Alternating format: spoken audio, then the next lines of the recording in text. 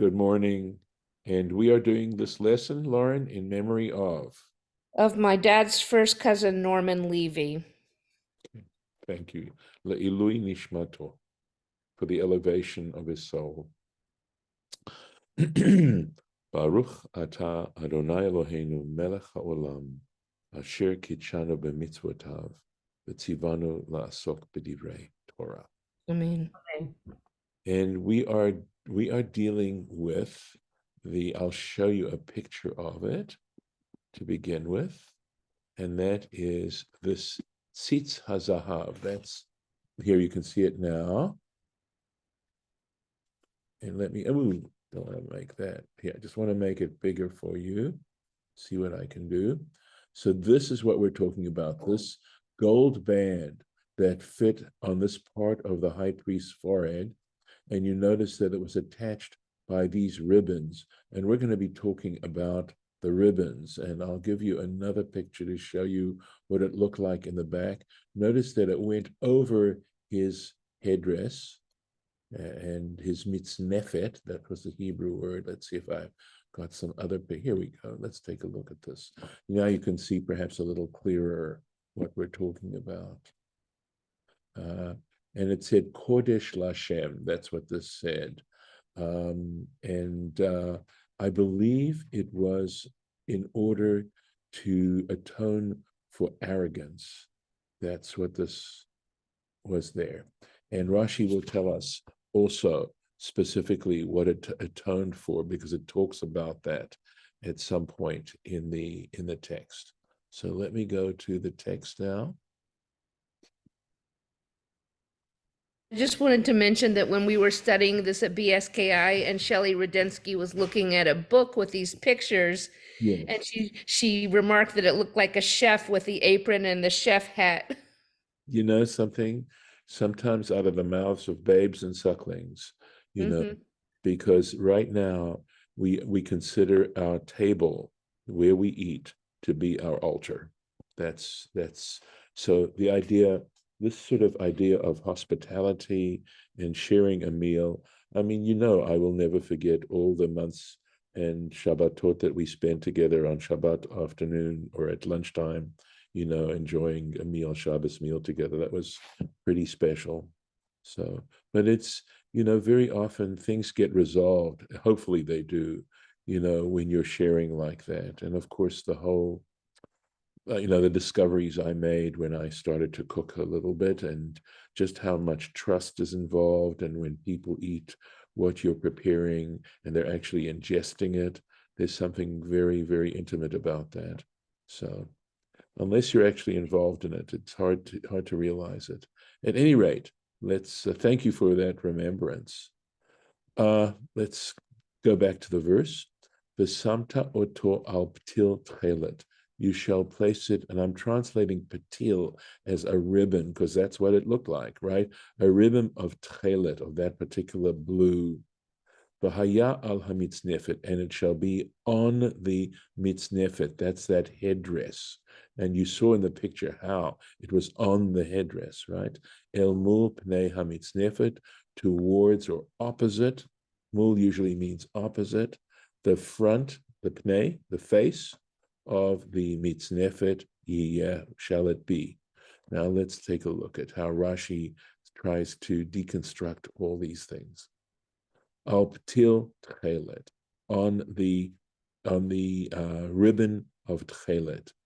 Uvemakom acher, but in another place, in another scriptural text, Omer, it says in Exodus chapter 39, Vayitnu alav ptil tchelet. It says they shall place upon it a ribbon of blue. The od kativ kan, and here it also says, right here, right? V'haya al hamitznefet, v'haya al hamitznafet. Well, that's the pausal form of mitznefet, right? It shall be on, right? So you're saying you're going to put this band, right, on the patil, and then it says it's on the mitznefet, right? Ulamata, and later on it says, and later it says, V'haya al metzach Aharon.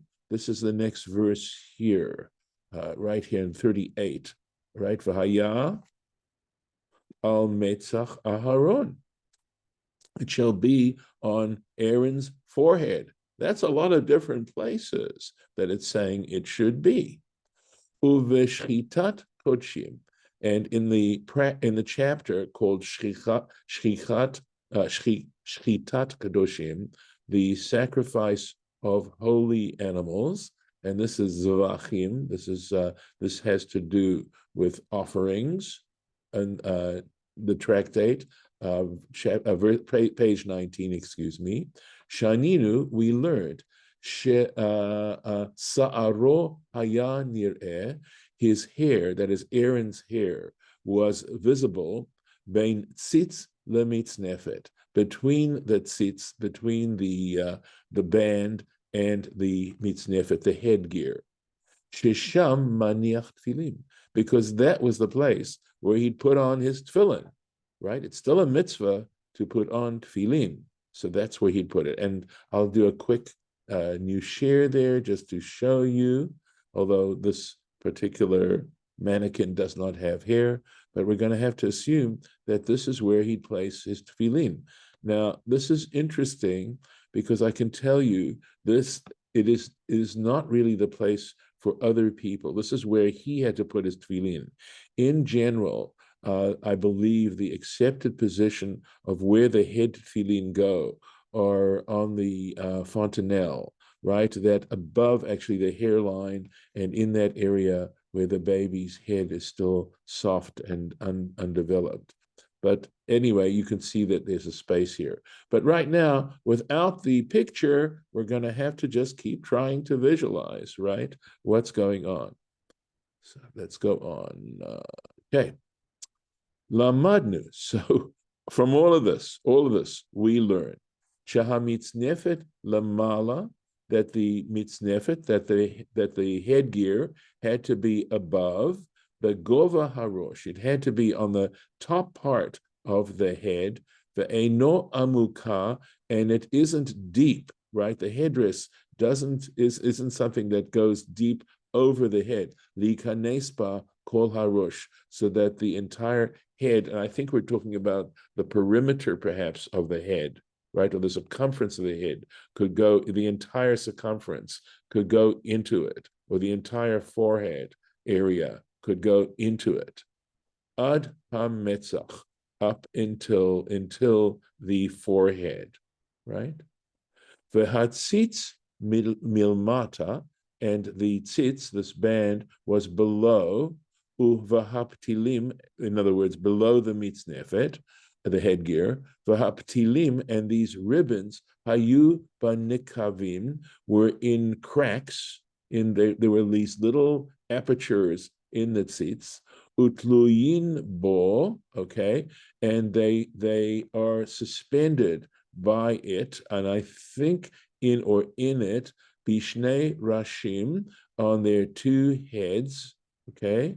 So I mean, I think here when he says bishnei rashim, he means at the two extremities, uva emtsao, and in the middle, and there would be shisha, 6 bands, bishalosh makomot halalu, in these 3 places, til milmala echad, 1 ribbon above, in other words, that went over the headdress, and we'll take a careful look and see that, okay, mi bachutz, on the outside, ve'echad mi bifnim, and 1 on the inside, and kenegdo, opposite, and I think he's talking here about on the other, with the 2 extremities, those bands, they were doubled, 1 on top of the other.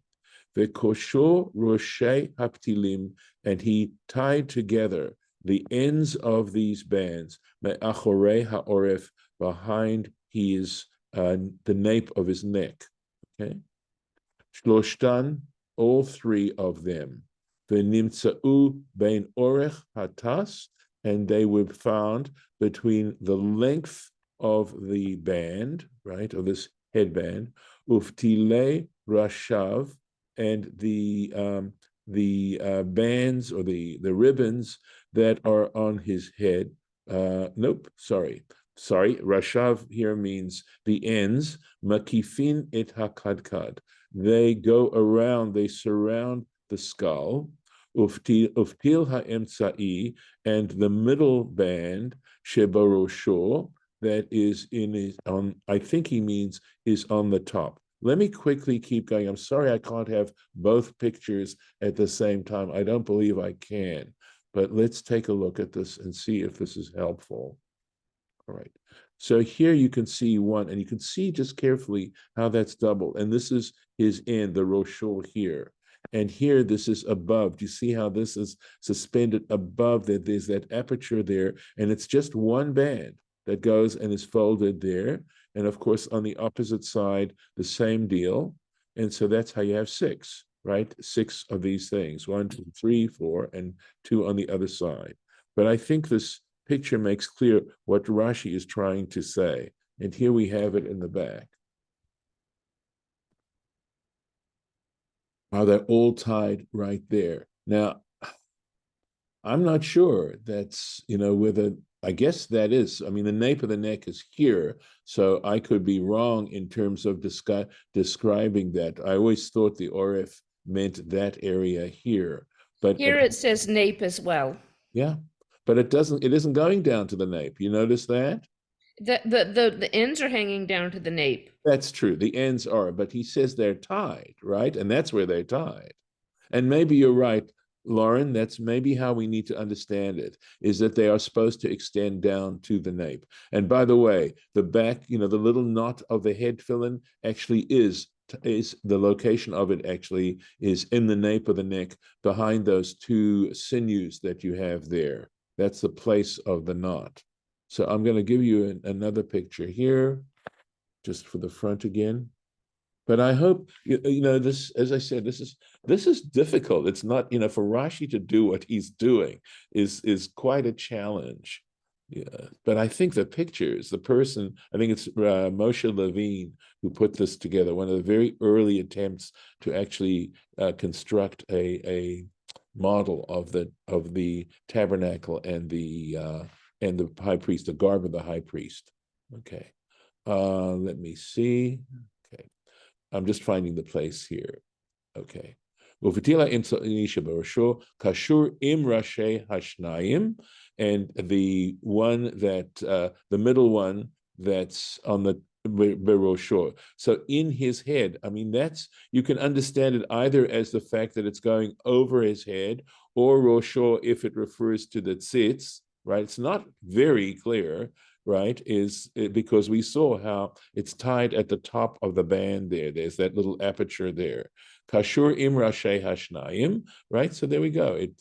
I think we did this already, but I'll do it again. They're tied with the ends of the other two. V'holech al pnei rochav harosh, and they go on over the width of the head, milmala, above, right? So in other words, above, over the mitznefet, over the headgear. Nimtza asui kemin kova. So you could say it's made like a kind of a hat. But al patil ha'emsa'i, and regarding the middle ribbon, hu omer v'haya ala mitznefet. Regarding that, it's talking about that middle ribbon, and that's what the Torah is referring to when it says it shall be on the headgear, al hamitznefet. V'haya noten hatzitz al rosho, and he placed this ribbon on his head, kemin kova, like a type of a hat, al hamitznefet, on the mitznefet, on the headgear, v'hapatil ha'im sa'i, and the middle ribbon, machaziko, would hold it in place. So in other words, I think holding it is referring to the mitznefet. Remember, if this mitznefet was made in such a way that it really didn't go over his head too much at all, then in fact these ribbons of the Nezer HaKodesh would in fact hold it in place. She'eino nofel, so that it wouldn't fall. V'hatas, and this is the band, this is referring to that gold band, talui keneged mitzcho, is suspended opposite his forehead, v'nitkaimu kol hamikraot. And in this way, all these verses are in fact, they make sense, right? They work. Ptil al hatzitz, there is a ptil, there's a ribbon on the headband, that sits al haptil, and the headband is on the ptil. Remember, because it was doubled up, so part of it was over the headband. Uvatil al hamitznefet, and also a ribbon on the headgear milamala above. QED. So let's go on. V'haya, how are we doing on time? We're good. And it shall be al metzach Aaron, on Aaron's forehead, v'nasa Aaron et avon hakodashim, so that Aaron will carry the iniquity of the sacred objects, asher yakdishu bnei Yisrael, which the children of Israel sanctify. L'chol matnot kodshehem, according to all, or for all the sacred gifts, all of their sacred gifts. V'haya, so Rashi is definitely going to have to make sense of that to us. What is this sentence talking about? V'haya al mitzcho, it shall be on his forehead tamid, constantly. L'ratzon lahem, to find favor for them. Lifnei Hashem, before the Lord. So this is all the reasons. So this is, you can see how this is working as atonement. Okay, so that's the Rashi there.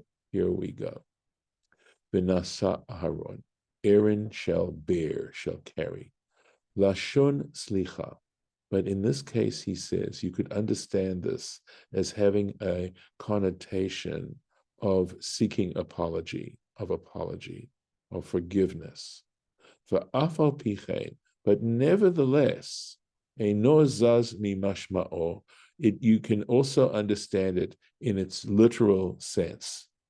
Aharon noseh, the fact that Aaron had to carry et ha-masa shel avon, he had to carry the burden of the iniquity.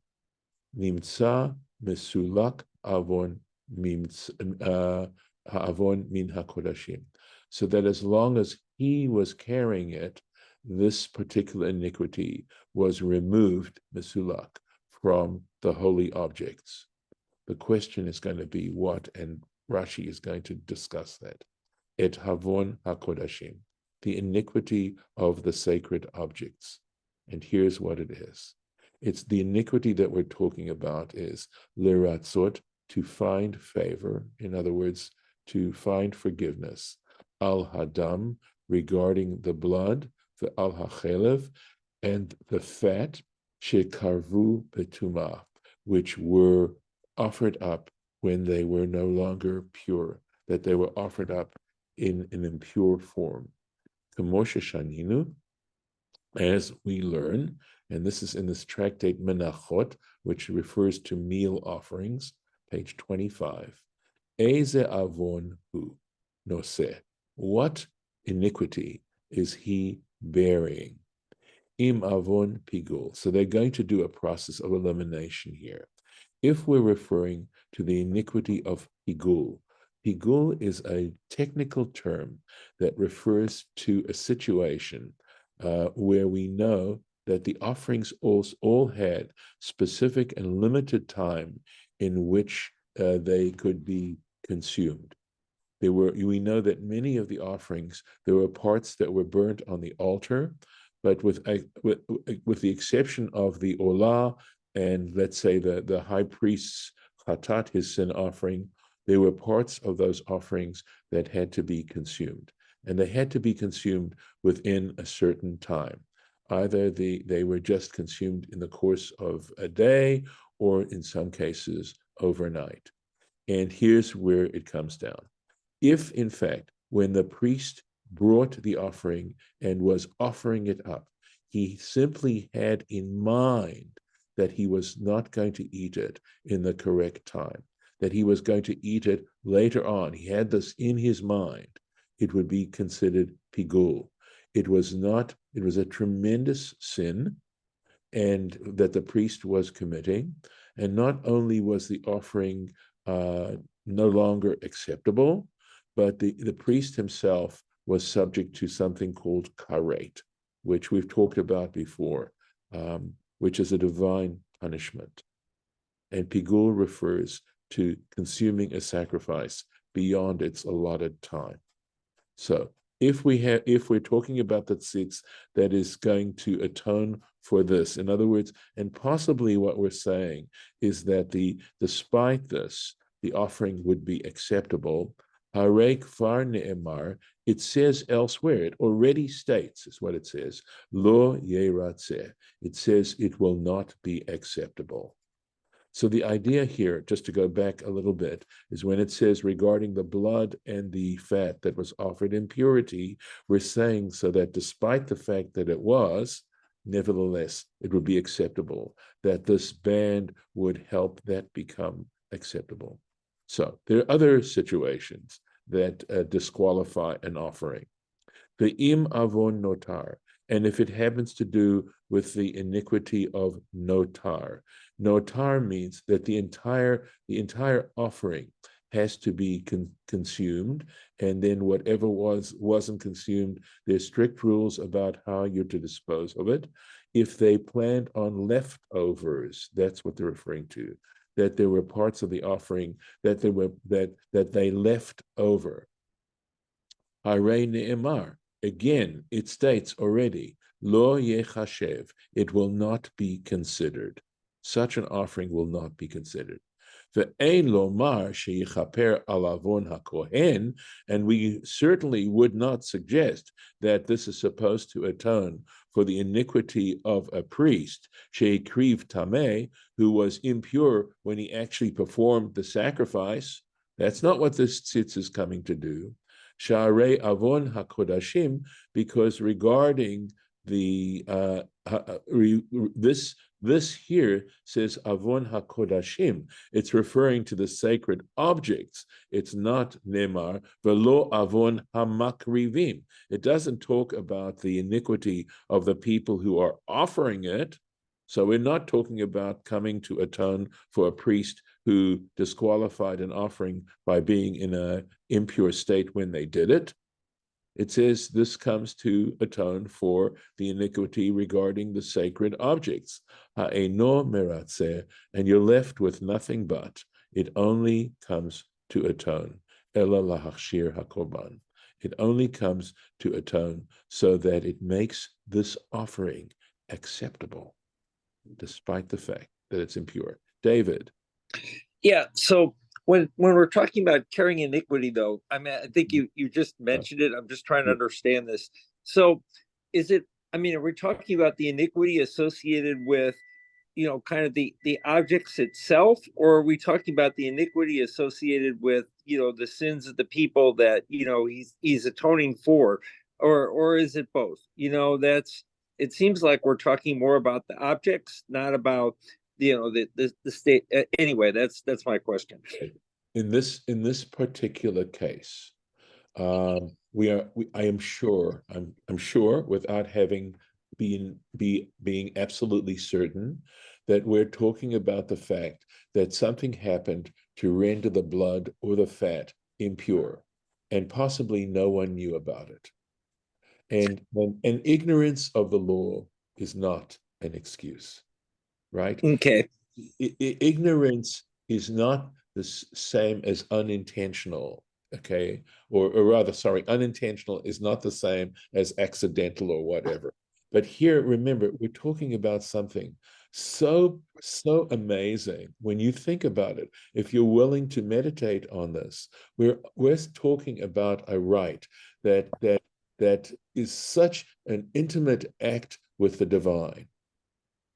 And so consequently, you have to use every precaution, okay, when entering into this situation.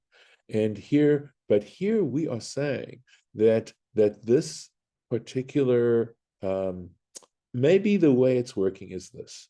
He has this headband that says Kodesh Lashem, sanctified to God, and it's on his head. Now, I'm speculating here. I want to be very clear. And what happened is something happened that the blood, something happened along the way in the process where the blood and the fat were impure, became impure. And by saying Kodesh Lashem, he's saying that despite this fact, the blood and the fat, which are like I think this is what this would refer to the imurim, right? These are like the very essence of the offering. That it's saying that that the Jewish people, as he represents them, are doing the best they can, that their intention is that this be as perfect as possible. And just because in this particular case, it didn't work out that way, and even though, please God, in 99.9% of the times, it does work out, okay, this should also be acceptable. Under normal circumstances, offering up an impure object to God is insulting. Of course. Okay. So and, yeah. yeah. So okay. So you're saying that okay. So the iniquity he's carrying here is essentially kind of the exception case, right? Like you said, 99% of the time it's fine, but in this case there's some impurity, but yet it should still be acceptable, based on okay. So right. That's what we're really talking about. Right. Okay. And let me go on with the rest of this Rashi. I don't think there's too much more to go. And I think it'll underscore the point that I'm trying to make. And I actually think, even though we sound like we're talking about very arcane and irrelevant issues, I actually think there might be some dynamics going on here in terms of the imperfections of the world and trying to make a dividing line of some kind, a distinction of some kind between the various kinds of imperfections and what imperfections are still within the boundary of acceptability and what imperfections aren't within the boundary of acceptability, right? That just because it's imperfect doesn't make it no good, all right? So let's keep going. V'haya, right? It shall be. This sits al mitzvot tamid. It should always be on his forehead. He says, if Shalomar, you can't say, it's impossible to say, Sheyehe al mitzvot tamid. Literally, you can't take that literally, that he always has to have this thing on his forehead. Because in fact, the only time this thing is on his head, okay, is when he's actually performing the service, the ritual in the temple. Ela tamid leratzot lahem.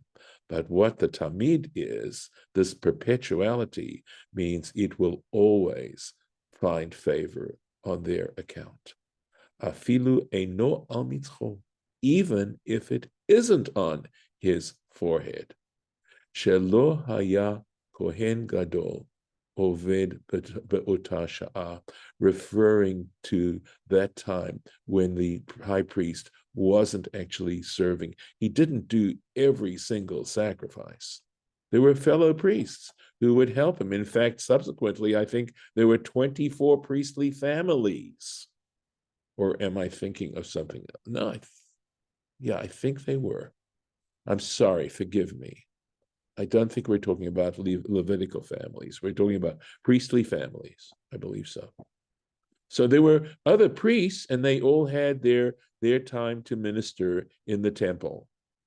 Ulidivrei haomer, and according to the person who says odho al mitzcho, that it should be constantly on his forehead. That's what this is referring to, al mitzcho tamid.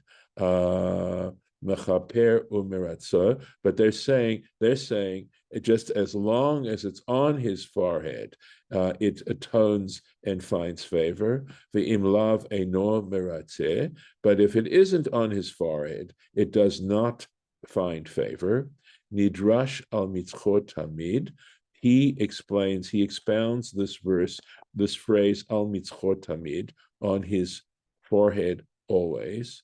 Melamed, then actually it infers, it teaches, it implies, shemi memashmesh bo beodo al mitzcho, that he touches it. As long as it's on his head, he is touching it. Shelo yasich dato mimenu, so that he never loses his mind, he never loses concentration about the fact that this is on his forehead. And by the way, this particular idea applies also to the tefillin, that in fact you want to be conscious of the fact that you have your tefillin on you, and there's a custom of touching your head tefillin to make sure that you're always conscious of the fact that you're wearing them. Now, of course, it doesn't mean it's in the forefront of your consciousness that you can't think of anything else, because you wear your tefillin when you pray, and in times past, or people who are extremely, extremely pious, they might wear their tefillin all day.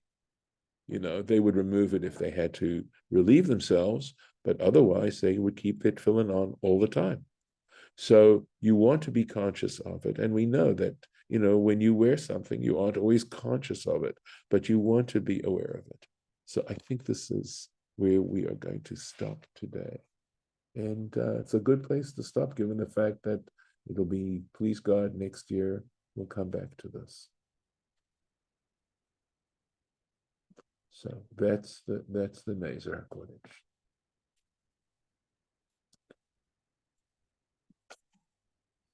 So before I stop look at this. I have to actually have this right in the middle. I'm trying to have it as high up above my hairline as possible, and to care about these sorts of things. All right, I'll stop the recording.